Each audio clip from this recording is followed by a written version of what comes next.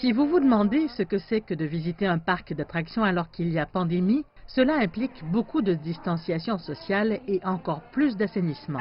Le Yomiuri Land de Tokyo vient de rouvrir ses portes après des mois de fermeture en raison du Covid-19. Mais il y a une longue liste de règles à suivre pour les amateurs de sensations fortes.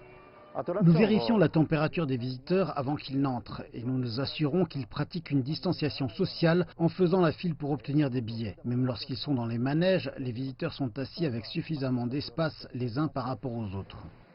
Actuellement, sur la quarantaine de manèges que le parc compte, environ 25 sont exploités.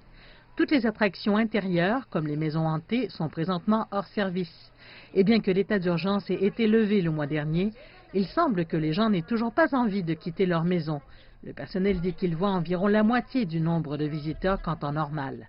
Ce sont les mascottes du parc d'attractions Yomiuri Land, gentilles et chanceux. D'habitude, elles sont occupées à faire des salutations et des câlins aux clients. Mais avec le coronavirus, elles sont à peu près aussi proches que les clients peuvent l'être. Et elles sont obligées de prendre des photos avec les visiteurs à une saine distance de sécurité. Mais l'une des plus grandes différences est peut-être celle-ci. On vous demande de ne pas crier lorsque vous êtes dans les manèges. J'ai donc mis mon masque, je me suis désinfecté les mains et je m'apprête à aller sur ces montagnes russes. La grande difficulté maintenant est de ne pas crier pendant que je serai dans les montagnes russes. Mais voyons voir comment je m'en sors. Il s'avère que ce n'est pas la tâche la plus facile lorsque vous êtes à des centaines de mètres dans les airs. Bien qu'il n'y ait en fait aucune pénalité si vous finissez par crier. Ok, donc c'était une grande montagne russe, beaucoup de hauts et de bas. Je n'ai pas crié à plein poumon, j'ai seulement gémi un peu, mais le plus gros problème que j'ai eu, c'est que mon masque n'arrêtait pas de s'envoler. Donc c'est peut-être quelque chose que vous devez envisager si vous voulez aller sur les montagnes russes pendant le Covid-19.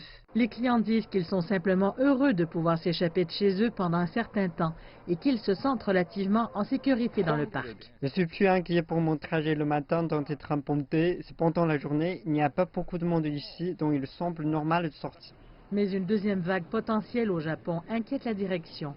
Nous essayons d'y faire face et nous réfléchissons aux moyens d'assurer la sécurité de chacun. La clé semble être d'empêcher la formation de groupes au départ. Tout ce que nous pouvons faire, c'est de continuer à suivre nos mesures de sécurité aussi consciencieusement que possible.